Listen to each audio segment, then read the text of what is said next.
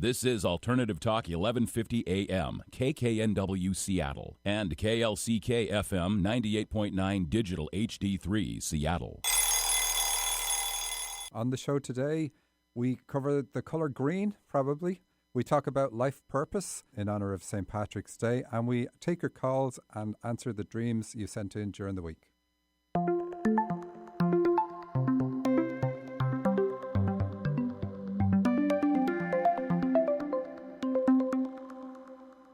Welcome to So You Think You're Awake, the show about dreams, guidance and healing. I'm Michael Sheridan, and with me in studio today is Susan Pullen.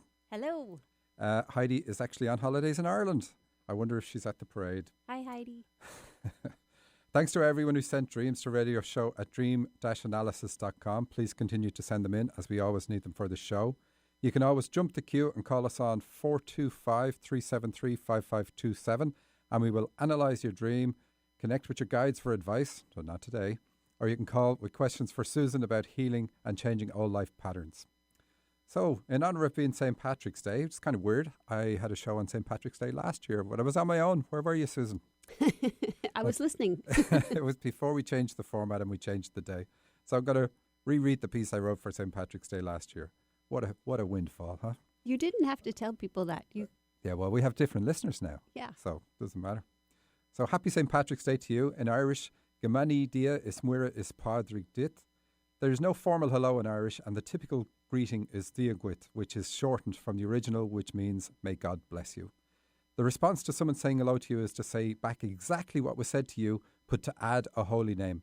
St. Patrick is the third in line. God, Mary, and then St. Patrick. You most likely know that St. Patrick is the patron saint of Ireland, and March 17th is considered to be the day he died. What you may not have known is that he listened to his messages in his dreams. At age 14, he was captured in Wales, enslaved and brought to Ireland. 6 years later, he escaped after he had a dream that told him a ship was waiting for him to take him back to his country. He went on to become a Roman Catholic cleric, and years later had another dream in which the Irish were calling him back to walk among them again. We're told that St. Patrick chased the snakes out of Ireland. It is true that Ireland does not have any snakes, but the snakes he chased out are a different kind. Although earlier attempts to convert Ireland had been tried, it was still a pagan country. Tara was the seat of the High King and the Druids. St. Patrick drew great attention to himself shortly after arriving by lighting a fire on the eve of Easter close to the hill of Tara. Easter is a pagan festival governed by the moon, and the ritual at the time was that all fires must be extinguished before the fire on Tara is lit.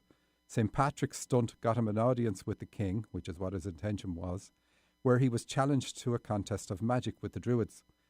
They conceded victory to him, and he so impressed the High King that he was given permission to make converts throughout Ireland. He didn't convert the king, by the way. Druidic priests had tattoos of serpents on their forearms, so the Druids are the snakes he banished. The contest of magic on the hill of Tara is very revealing, as it shows that St. Patrick had strong knowledge of pagan magic. Early Christians in Ireland didn't dispel paganism, but rather blended it with Christianity to make Christianity more appealing to the target audience. Pagan holy wells became Christian holy wells, and churches were built on the holy sites and so on. It is said that St. Patrick, or an early Christian cleric, put a curse on Tara because he disliked the Druids' misuse of power. The curse can be traced to the Christian standing stone erected beside St. Patrick's Chapel on the hill of Tara. The stone was placed over the inflow energy line to Tara, effectively unplugging the pre-existing structures from their energy sourse. So there you go, a little bit about St. Patrick. I visited that place actually last time I was there. The stone? And the stone, but Tara, because there's some good stuff there. A lot of Irish myths and legends centre around Tara. And what's interesting, because they are super, super old, and St. Patrick isn't. I mean, he's 432 AD, so it's not that old. And yet, if you read some of the books about legends and myths, they will finish with St. Patrick entering the scene, and he'll be in the last myths and legends. Clearly, he wasn't, but it shows how all the stories were rewritten to include Christianity, even though they were eons before Christianity. So, for those who haven't been to the Hill of Tara, do you want to just say a little bit about its significance in its position in the country? You've been everywhere in Ireland. Yeah, the High King of Ireland had a seat in Tara, and there was lots of kings in Ireland. If there was a time of war, then the different kings would send legions to the High King, who would command the whole army to protect the country. But it was like even in St. Patrick's time, Ireland was not really a great place in terms of like he was enslaved. He was captured in Wales and brought to Ireland by the Irish. So they weren't always occupied. But it has a lot of. They actually, when I was in school, we were told lots of stories that were all myth, and they didn't know where the things were, where the Great Hall on Tara was, and so on. And they found them all since. So it's really cool. And the reason, one of the issues they had was they said that the size of the feasts and so on were too big for anybody to have catered back then. So they didn't really believe it was true. But then when they did find them, they also found, where they cooked the food and so on and how they did it. And it was quite amazing. But anyway, the new king of Ireland would be sworn in on the hill of Tara, and they had to touch a standing stone which had tremendous power, or a small stone that had tremendous powers. It actually got moved in later years, not too long ago. So it's not in the place it used to be. But the whole idea was that the new king would put both hands on the standing stone and it would sing out. So it would do something. We don't know what it did now, because it's obviously been moved and not plugged into the source. I think these are all deliberate movings of things. So it would like validate the king's a power. true king. Yeah. So anyway, that's more than I thought we were going to talk about St. Patrick. So if you're Irish and you're here, don't call in and speak Irish to me, because you'll also have to translate then. I only have a little bit of Irish. So we're going to talk about life purpose, because and the idea for that came from the fact that St. Patrick is somebody who did follow his dreams and pursued his life purpose as was told to him in his dreams. So we're going to try point that out in everything that we do today. And just to start off on one we did last week, it started out with, I was setting out on a journey on my silver bike, and it went on. I'm not going to do the dream again, but even that is enough. This dream then was all pre-birth, and then he comes to a DNA helix where he goes into the physical world. And that's saying that your life, part of your life purpose this time is to follow your intuition. And it's good to know that, because you could be trying to calculate what's the best thing for me to do all the time and mentally figuring something out. And if you know your life path is about following your intuition, then that's what you have to do. And anybody who has a strong intuition, if they do follow it, they usually have experiences where they know this is something I should do, and they get talked out of doing something by somebody else, or they talk themselves out of it, or think themselves out of it. And then they realize, oh yeah, this is why it's all failing miserably. I should have listened to my intuition. Now, not all of us have that, but if you have it, you have it. We have a question from April. She said, we did a show a couple of weeks ago on death wishes and optimism. And she said, does suicide have the same meaning as a death wish in a dream? And no, it doesn't. Suicide in a dream is always going to be about how you are persecuting yourself with regard to whatever the subject matter of the dream is. And by the way, you got out of your house in the end, Susan. I did, yeah, finally, in the afternoon, hours after the show. You were trapped in it for most of the day. Yeah. By burning bushes. burning power lines in the, yeah. And it's amazing. You can look in the street now and it's like there's molten, it's like it melted the asphalt in the road. That's weird. Yeah. So they just kept burning and burning. Yeah, yeah. Well, there was another big fire. I thought that was just a Hollywood thing. There was a big fire in Linwood, and I think all the fire crew and everyone was there because there were 2 house fires and power lines down there, and so there wasn't really anybody left except for the one guy who was making sure we didn't step on the power line that was down in the street. But yeah. So we were second in line. Oh, is there no way to walk out at all? I could walk out of the house, but not out of the street. But you couldn't get out of the area? No. Go by through the woods or anything like that? No. Swim the river? No. The house on the corner has a chain link fence around it. I guess I could have jumped the fence potentially, and then if they had let me go through their house, I could have gotten here. All right. But it would have been a walk. Yeah. I would have had to pick you up. Yeah. So, okay. So speaking of life purpose, I thought I would include a dream of mine from a long time ago. And here it is. I was sitting on the floor in the living room on a pink carpet. There were a few women in the room, but I don't think they had anything to do with me. I was reading my teacher's new book on dream interpretation. I was aware that the book had not yet been published, but somehow I had it in my hands. The cover was bright yellow on the top and bottom, with a normal shade of yellow in the middle. There were a few other women sitting in the room. One who was sitting near a window had a lion standing behind her, as you do. A female lion, actually. I should have said a female lion. So I actually include parts of this dream in my book, even though I don't own up to saying it's my dream. But so this dream was before I ever started teaching dream interpretation. And it's showing that I have the ability to teach dreams in my hands, especially because I had my teacher's book. So the teaching is an emphasis on the fact that I had the teaching ability, and my knowledge set was dream interpretation. But I had it in my hands before it was ever published. And I knew at the time that the guy who taught me how to do dreams was writing a book, but it hadn't been published. So the fact that I dreamt about having it before it was published was key.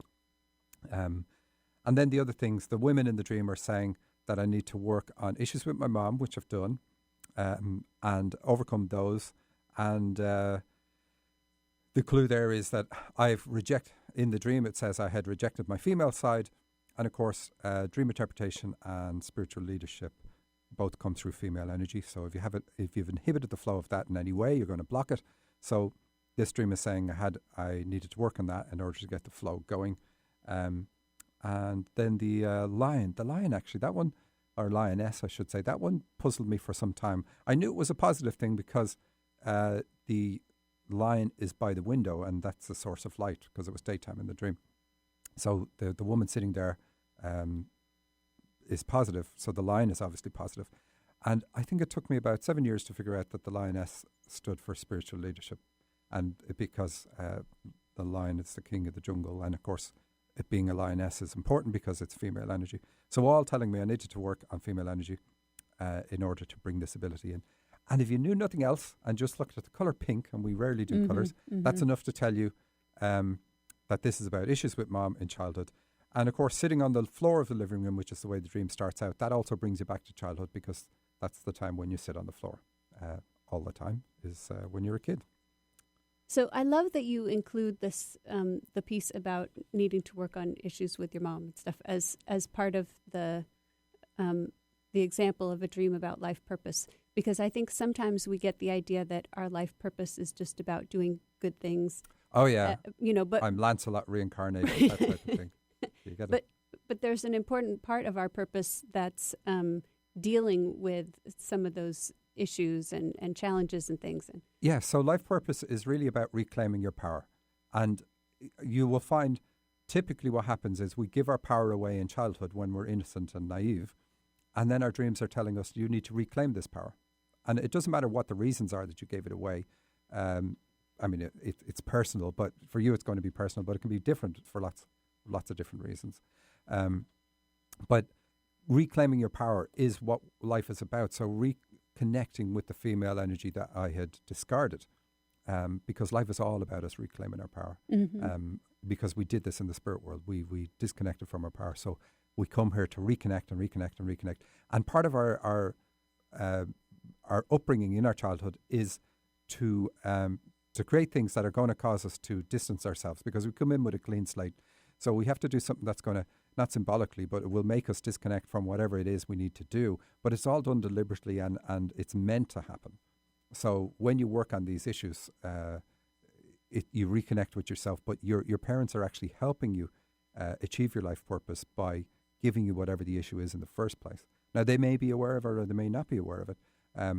But so it's not about, okay, I'm messed up because of issues with my mom. It's the issues with my mom allow me to achieve a huge part of my life purpose as long as I deal with whatever those issues were. Yeah.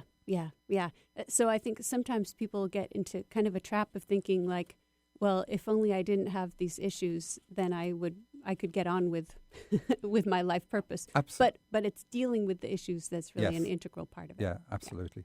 Yeah. And I talk about it in my new book. One of the things my mom did, she had 8 kids, so I was number 9 on the scene. I was going to be number 9, and she didn't want to have another child.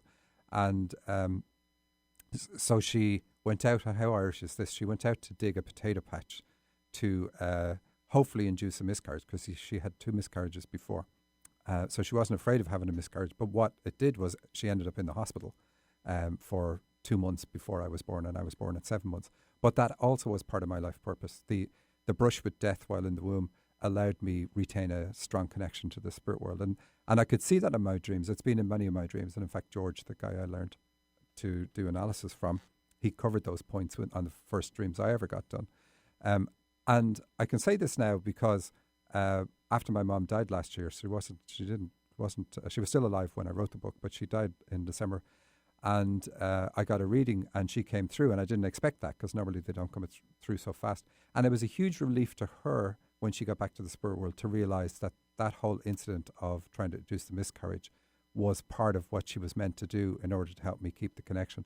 And one of the first things she said in the reading was, I don't need to apologize.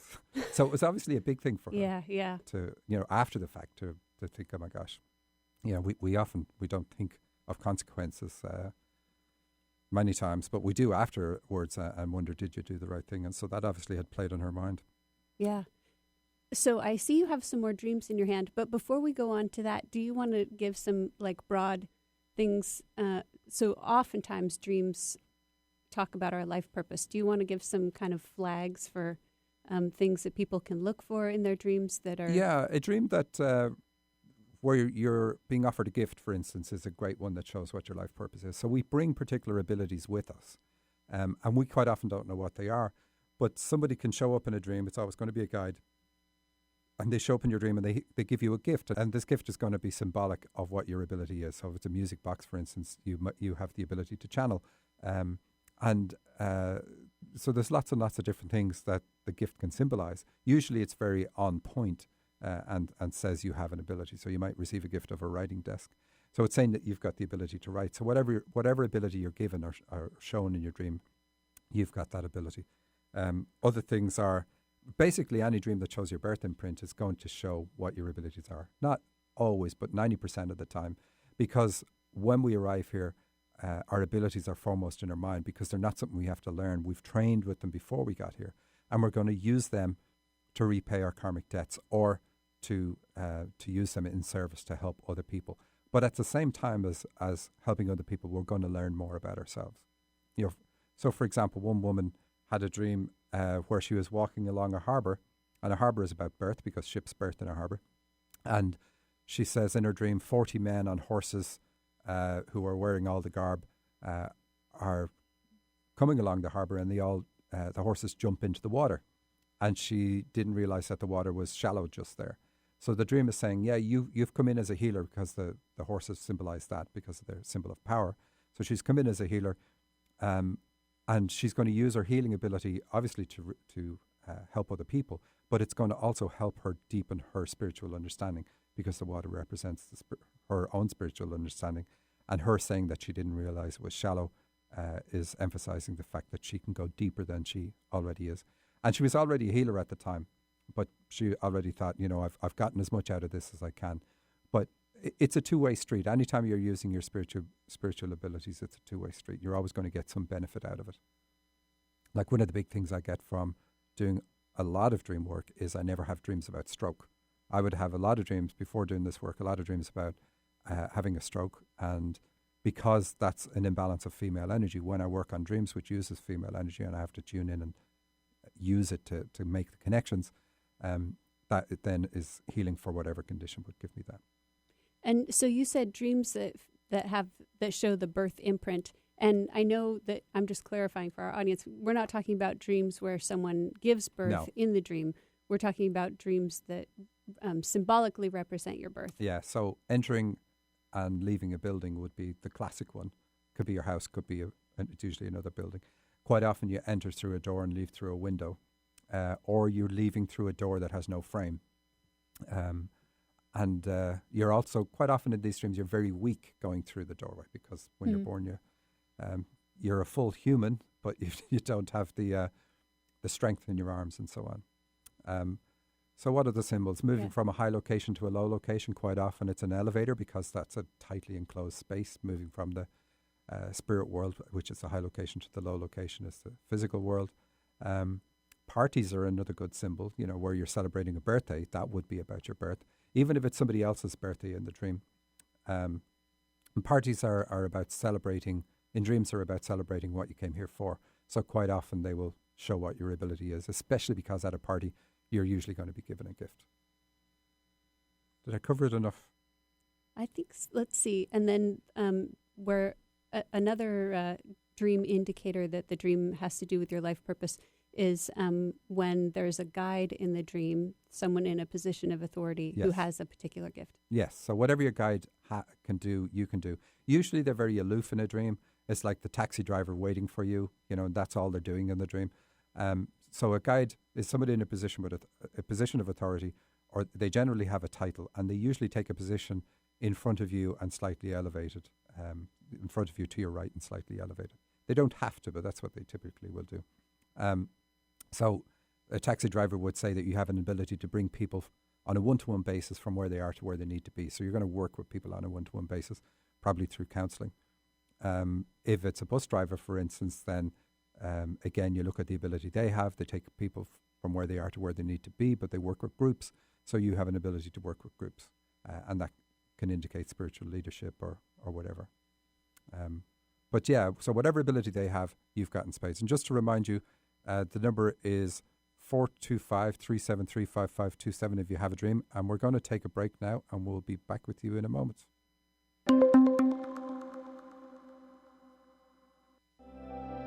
Hi, I'm Michael Sheridan, and I'm here to tell you about my new book.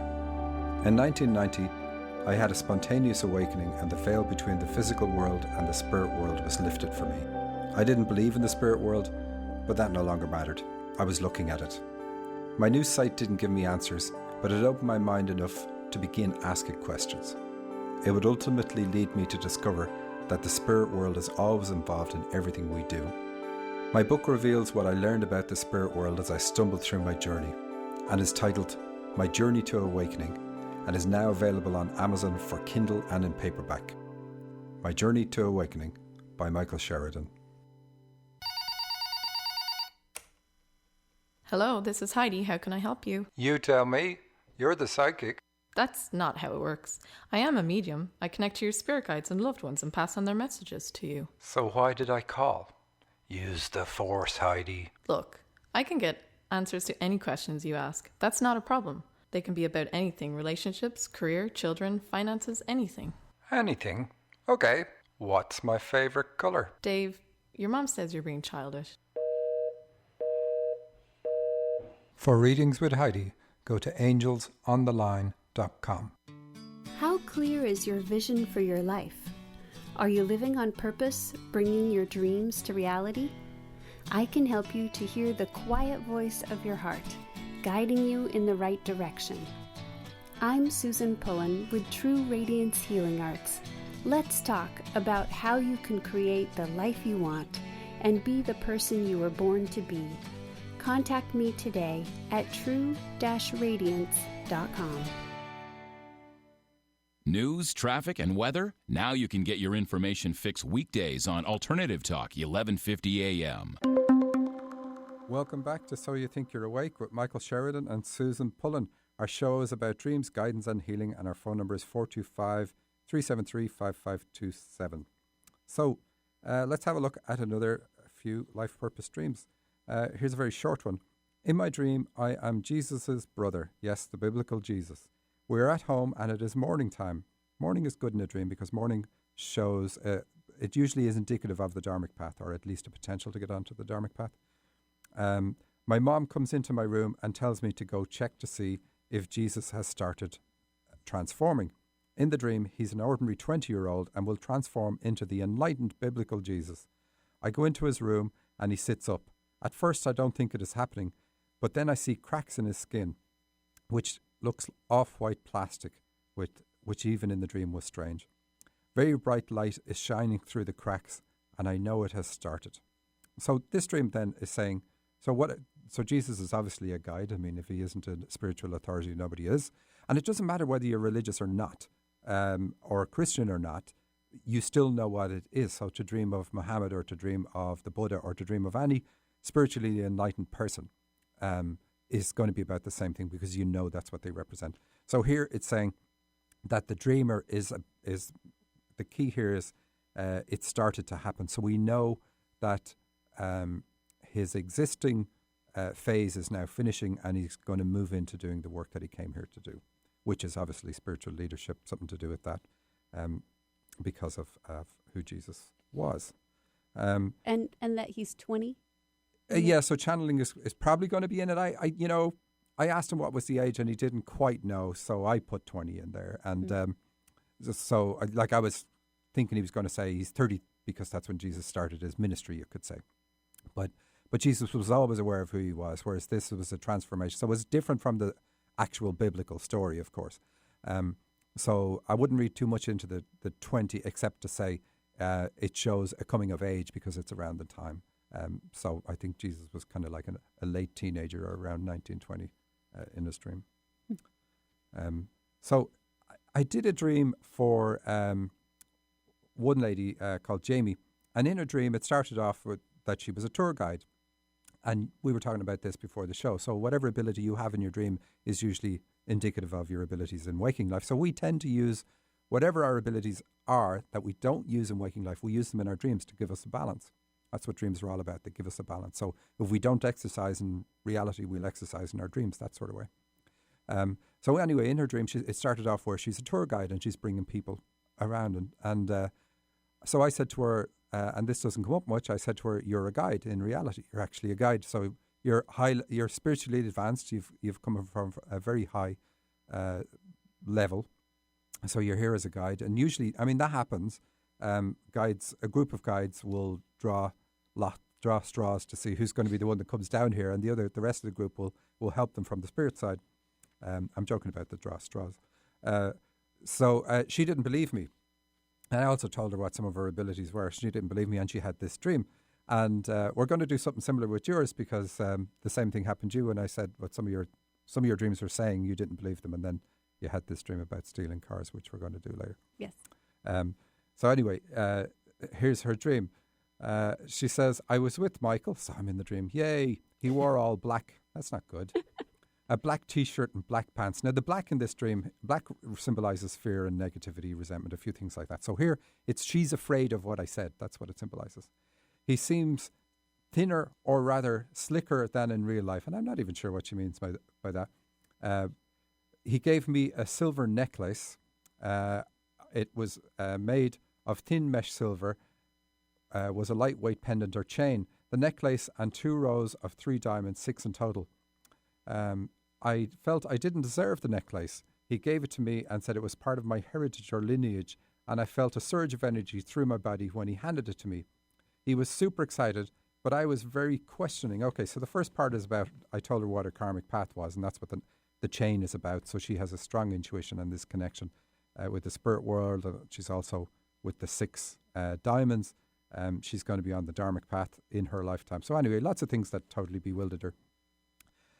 The dream continues. I said I was unsure and told him I wasn't confident. I said, what if you're wrong? He said, no. We were in a large, lofty type house, and he was up on a higher level than me while we had our conversation. So even in the dream, I'm taking a guide's position, higher level than her. So a position of authority in the dream, which is really good. And that works psychologically too. So psychologists will tell us that if you're going to have a podium in a room, that's where you place it, slightly above and in front and to the right, because that's where people will draw their attention to. Someone else was with me, and we were questioning how much he paid for it. I was really concerned with him spending so much on me. So me and this other person, a woman, went to go check out how much the necklace cost. We went to the store. The person I was with was very convinced that the diamonds were not real, but instead cheap versions. So again, this is her questioning whether she has this ability or whether I've given her the right thing at all. I hoped she was right, but knew she wasn't. A saleswoman helped me. She looked at the necklace and then took us to the back room. I told the person I was with, it must be real. She's taking us to the back room. The saleswoman confirmed that it was a very expensive necklace. I couldn't believe he'd spent so much on me. I went back and saw him and gave him a hug to thank him. He seemed much taller than me. So I love how I am tall again. Yeah. So anyway, so the point is, the dream told her, and a lot of people have this, so the dream told her what her abilities were. So a lot of us are like, okay, I want to get to this point. I want to get to this point. And then to be told, look, you're already past that point. you don't even need to be on the earth plane. You're on the earth plane and you're here to help other people because you already have these abilities and you have them in spades. They're part of who you are. And that really threw her. She didn't believe it. She gets it now because this is a few years ago. This is 2012. And anyway, in the dream you could see her questioning the whole thing. And the expensiveness, the value of the necklace is all about her trying to come to terms with the fact that she has this precious ability and it really is worth all these different things. And here's a dream from the same dreamer just a few weeks ago. School was over and there was a massive graduation. The whole school was getting dismantled and torn down. There was a display of jewellery. I commented to the other students that I believed the display looked nice, but my fellow students disagreed and pointed out that although it appeared nice, it was in reality just coloured cardboard that was holding up the jewellery. Then I tried to show them with a clip from Dancing with the Stars, but I couldn't get my phone to find it, so I felt that I was holding them up. Then I entered a hallway and saw a fellow student. He was tall, handsome and in his 20s. I embraced him, told him that I had a very special love for him, but that it was time to move on. I knew I'd miss him, but felt good about it too. He was going off to military school and I was to go to another school near the ocean. So this is years later. The events haven't started happening for her. Well, they've only just started, and that's what this dream is about. So it's saying, first of all, she needs to respect her spiritual abilities a little bit more. Now, in the dream, it's other people aren't respecting them, but she sees their value, and she's quite happy with it. And then she wants to show people a clip from Dancing with the Stars. So she's going to show people how to express themselves and achieve their goals in life. And the stars is also going to be a pun on goals there. But she couldn't get the phone to find it. So the phone is about communication. So this is still saying that she has a slight difficulty at the moment with her communication and getting the connection that she feels she needs to. But it finishes with her moving to another school near the ocean. So she's finished with this one whole phase of her life and is now moving into the spiritual phase, because that's what the ocean represents. And everything's going to be coming at her from that angle from then. Any questions? Lots of nodding. The military school. Yeah, well, her friend's going off to that school. And so military school can be about boot camp and training. So it still emphasizes the training. But military sometimes it can symbolize an authority, you know, if it's about your military supervisor. But a lot of times it's going to be about a regimented way of thinking. So she's got to separate herself from this regimented way of thinking that things are the way they are, and realize that she's here for everything that's changing. I mean, there's huge changes forecast on the planet.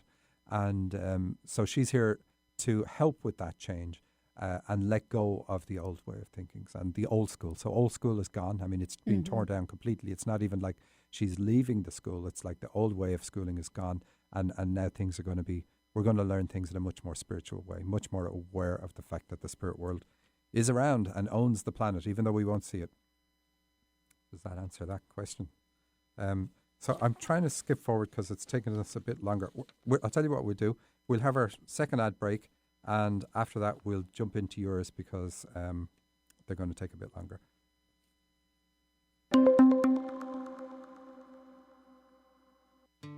How clear is your vision for your life? Are you living on purpose, bringing your dreams to reality? I can help you to hear the quiet voice of your heart, guiding you in the right direction. I'm Susan Pullen with True Radiance Healing Arts. Let's talk about how you can create the life you want and be the person you were born to be. Contact me today at true-radiance.com.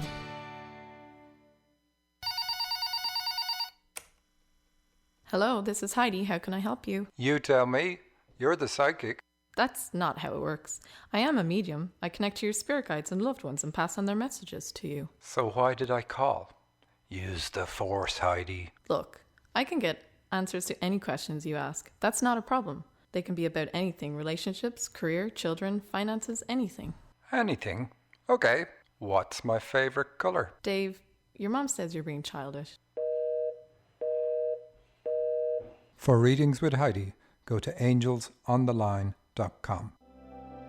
Hi, I'm Michael Sheridan, and I'm here to tell you about my new book. In 1990, I had a spontaneous awakening, and the veil between the physical world and the spirit world was lifted for me. I didn't believe in the spirit world, but that no longer mattered. I was looking at it. My new sight didn't give me answers, but it opened my mind enough to begin asking questions. It would ultimately lead me to discover that the spirit world is always involved in everything we do. My book reveals what I learned about the spirit world as I stumbled through my journey, and is titled My Journey to Awakening, and is now available on Amazon for Kindle and in paperback. My Journey to Awakening by Michael Sheridan. Lewis and Clark would be proud. We're exploring new territory on the air every day right here on Alternative Talk, 1150 AM. Welcome back to So You Think You're Awake with Michael Sheridan and Susan Pullen. Our show is about dreams, guidance and healing. Our phone number is 425-373-5527.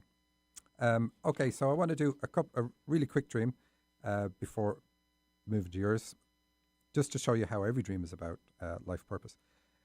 This one says, I had a dream that I was in Europe on a trip and I overstayed. The date of my return was supposed to have been the 11th, and I realised that I had to go back when it was way past that date. I think it was the 18th. And then in my dream I panicked. I knew I had to go back to work, and they did not know where I was. I was trying to find a phone to call my work to tell them that I accidentally overstayed on my trip, and I could not. And so a very short dream.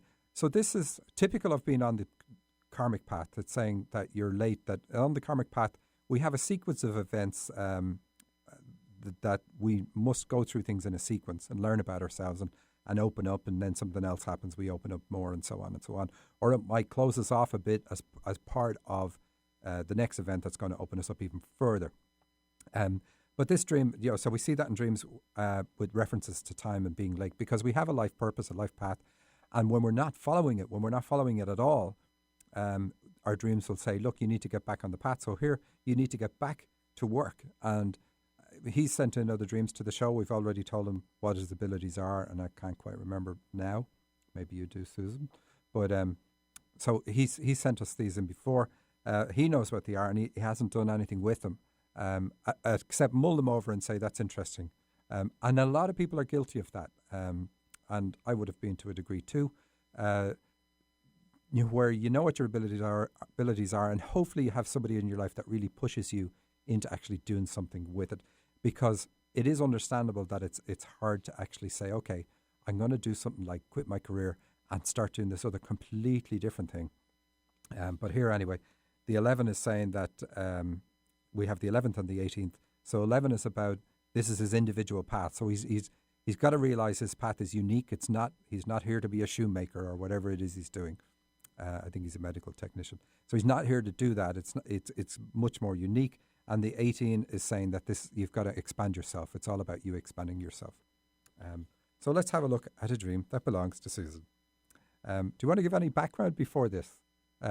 You were doing, when I met you, you were doing covertly doing a million different things. Yes, I was. And I say covertly because I joined your dream group in Greenwood, and I don't think many people knew that you were doing all these other things. You were working on Cancer Lifeline for many years. And you were doing life coaching for 10 years or 14 years or something. And lots and lots of different things. So you're working in the spiritual field, and you were teaching classes. Lots of classes. You used to have lots of classes in East West as well, East West Bookshop. Yeah, and I was also teaching creativity groups, leading creativity groups as well. So a general all-rounder, handyman when it comes to spiritual stuff. And you gave me a dream, the snake belt, and we've covered it before in the show, and it was saying that you're to whittle down what you're to work on and just focus on three things: counselling, healing, and teaching. Yes. And anything that supports those, of course. So it was very specific, and so you had many dreams after that, and we did another dream on the show where you had a moving truck and everything wouldn't fit on the truck, so you had to be selective on what you could take. So even the dream started saying more precisely, whittle things down. And then you had this dream. So you thought you'd already whittled it down. Do you want to read out your own dream? Sure. I walk into a restaurant with a man I know, not sure who it was, but someone I know from Waking Life.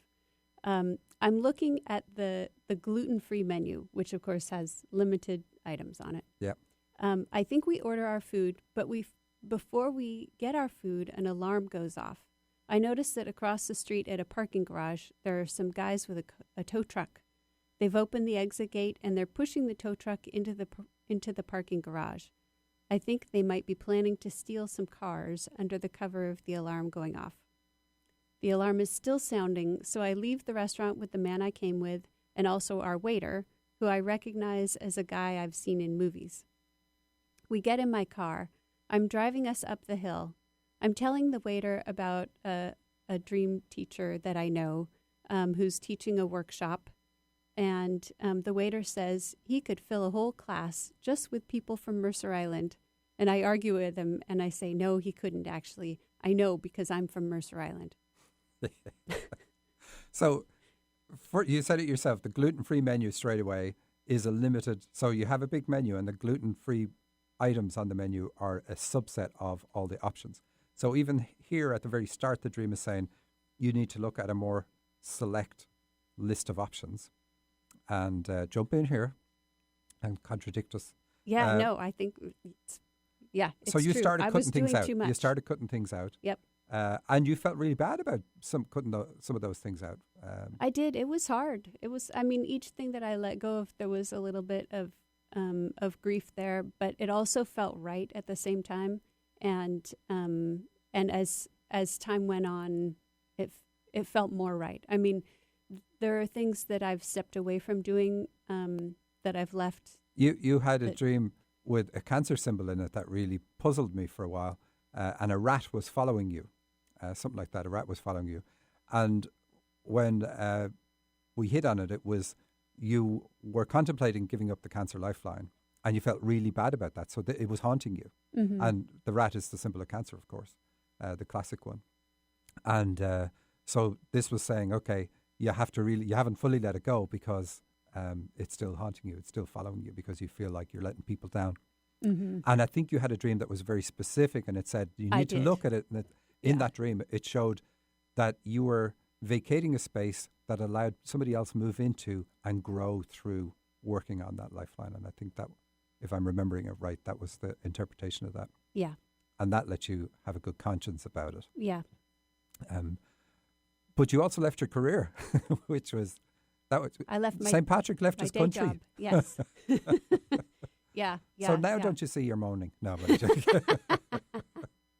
no, we think, we're being asked to do a lot, but we're really not. A lot of the time we're not. And we're moving out of our comfort zone, and that is what we don't like. And of course, leaving your career and your benefits now, that's a huge thing in America. Yes. But maybe the next president here will give free health care for all. Is that a possibility? If Trump gets in. Oh, no, not if he gets in.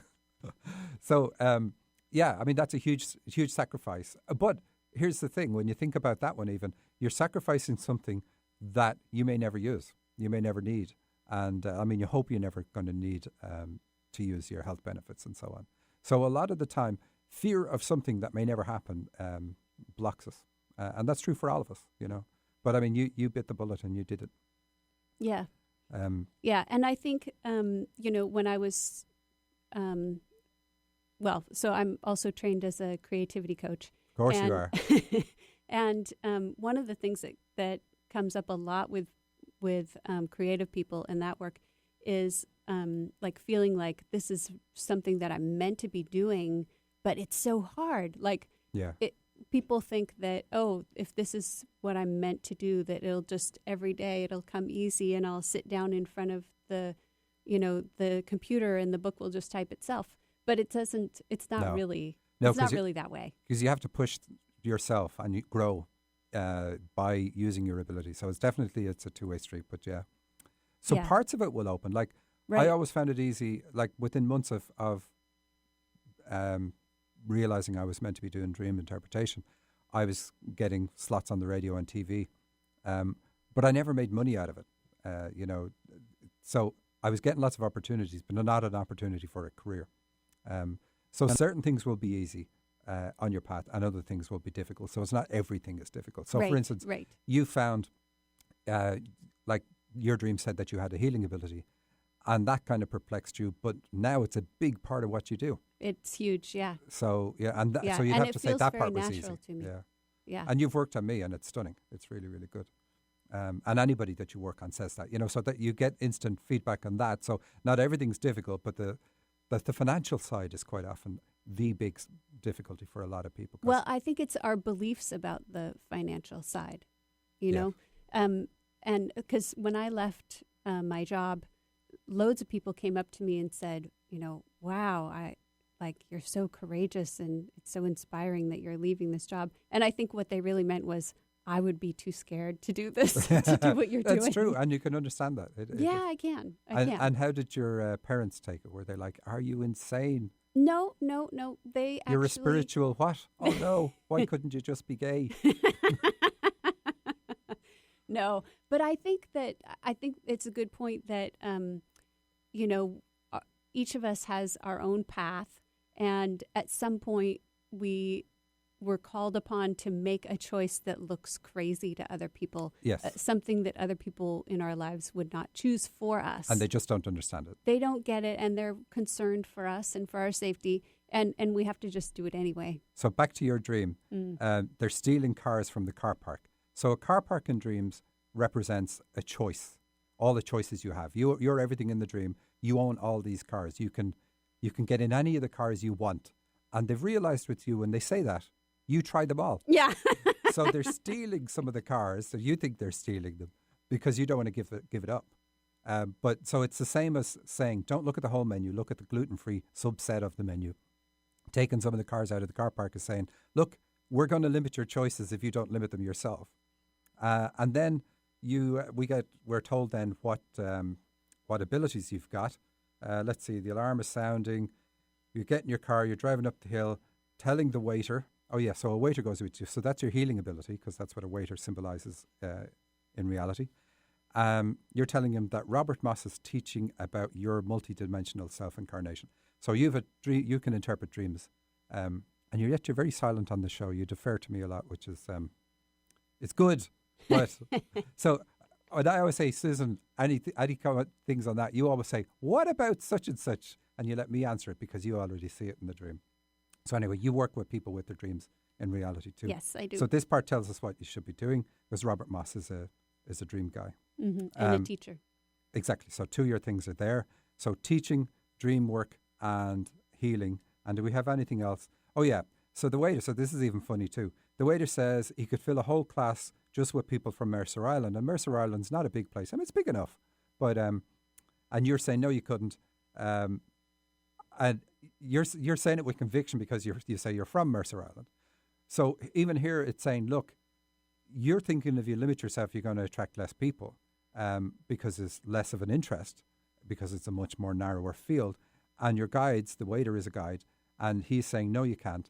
Go narrow, go focused, and you're going to fill your classes, even though you think it's going to come from a much, much smaller subset. And you have to say you're very successful at filling your classes, and you do a lot of classes. Yes. And they're all once-off classes. So I don't know how you do that. I'd have no hair left if from just pulling my hair out from doing that. So any comments on that? Was the dream accurate? Oh yeah, I think, and I don't know if we said this dream is a few years old, but yes. But yeah, I mean, it's definitely, I feel like it's all played out that way. It all makes sense. Yeah. And then here's another dream of yours that I'm springing on you now. It's called My Car Gets Towed. Now, do you remember that other dream about them stealing the cars, towing them away? Yes. So, I'm not going to do the whole dream because we've done it before on the show. Mm-hmm. But it says, I'm driving the car someplace, but I decided it will be faster to leave my car and just walk. The place I'm going is very nearby and slightly behind me. I pull into the centre lane, like a left turn lane, and stop the car. I get out and start walking back to my destination. Then I realise I probably shouldn't leave my car in the middle of the road like that. So I turn around and walk back. I've only been gone a couple of minutes, but my car is gone. So they're sticking with what they warned you about in the first place. Mm. So this was where, can you put that in context? You were working on new classes, or thinking about doing a new class, was it? Or a combined class? I think you were thinking of a combined class with the three of us, which we eventually did. Well, it was you and Heidi did a channeling class. Yeah. But the going backwards and all that in the dream is usually about, oh, I can pull this thing I used to work on. And the dream is saying, no, don't go there. It's make it for you, fresh. it's all moving forward. Yep. And it certainly is, because you never reuse anything. Yeah, it's true. And so when you come up in a new class, yeah, and then you have this Tuesday night women's group, yep, and it's something new each week, and you only know in the afternoon what you're going to cover. Yes, Spirit doesn't tell me before the afternoon. I wouldn't call them spirit. It would be a word that starts with A, but I couldn't imagine that. But it's right on when I do that. Yes. When I try to control it, then I, it doesn't work out as well. So, but it is a little hair raising at first. Yeah. Okay, so let's have a look at some dreams that people have sent in. I mean, we've already done some, but let's have a look. We have, this is my husband's dream. Okay. At the ocean, talking about going swimming in the beautiful clear water. Now, she says he's a marine biologist, so we have to look for what's different, so we won't take the ocean to mean too much there for him. The tide came up to where I was sitting with a couple of people. Then it went out fast and far. So when the tide is going against you in a dream, that's literally what it's saying. You're going against the tide. You're not going with the flow. But we need to hit the subject matter yet, which we will get to. As I walked down the beach to go swimming, a big black shark came up out of the sand. It has long, thin teeth, and I thought, interesting, because shark teeth do not look like this usually. I had no fear of the shark. Yeah, so you can tell it's not my dream. It swam around and buried itself in the sand again. There were 2 sand sharks laying covered in the sand. I thought, I guess this is why no one is swimming out here. So this dream is about the dreamer's fear of raising children. And we get that from the reference to the teeth, because teeth, and that's what teeth symbolize. So animals carry their young around with their teeth. We're animals in the animal world, and if an animal loses its teeth, it loses its ability to raise its young. So, but it having long tin teeth says that the dreamer feels he's too old to have children or to raise children, or he's considering, okay, maybe I'm okay now, but by the time the child is whatever age, I'm going to be older, and that's not a good thing necessarily. This is what the dreamer's thinking. I'm not saying this is true for him, because the fact that the tide is going out, it can also be symbolic of the fact that, you're reaching the time when, as a couple, you probably have to have children if you're going to have them, or have another one. But anyway, it is about raising children and the thoughts that are coming up about raising a child when you're older. Any comments on that one? The sharks that are burying themselves in the sand. Yeah, so it's about his approach. So the sand is saying this is about your approach to that. So it's like you're burying yourself in the sand. You're not looking at the picture and saying, So think of it this way. If I have a chance of coming to the earth plane and you're deciding, it wouldn't be fair to have a child while I'm old, because I'll be 70 when the child is, 22 sort of thing, or whatever. Which is more fair, or which is less fair? Not allowing the child come into the world at all when it's already been planned, or letting the child come in so they can achieve their life purpose. So you think you're being the knight in shining armor, but we're not always are. But yeah, we look at life from the perspective we have, and I'm looking at the time very fast. Baby with teeth. Oh wait, we're gonna read this out. So yep. I'll let you read that out since you found it. We're going to finish and read a passage instead of just a quote. So we want to say thanks to our producer and engineer, Eric Ryder. Thank you to Susan, and thank you to me. Thank you. Thanks, Michael. So our quote, our passage for today is from Marianne Williamson. Our deepest fear is not that we are inadequate. Our deepest fear is that we are powerful beyond measure. It is our light, not our darkness, that frightens us most. We ask ourselves, who am I to be brilliant, gorgeous, talented, fabulous? Actually, who are you not to be? You are a child of God. Your playing small does not serve the world. There is nothing enlightened about shrinking so that other people won't feel insecure around you. We are all meant to shine, as children do. We were born to make manifest the glory of God that is within us. It's not just in some of us, it's in everyone. And as we let our own light shine, we unconsciously give other people permission to do the same. As we are liberated from our own fear, our presence automatically liberates others. That's it. I love that. Especially the don't hide your light so that others appear to shine more brightly. Not how she says it, but... Yeah, we don't do other people a favor by No. shrinking. Yeah. See you next week. Happy St. Patrick's Day.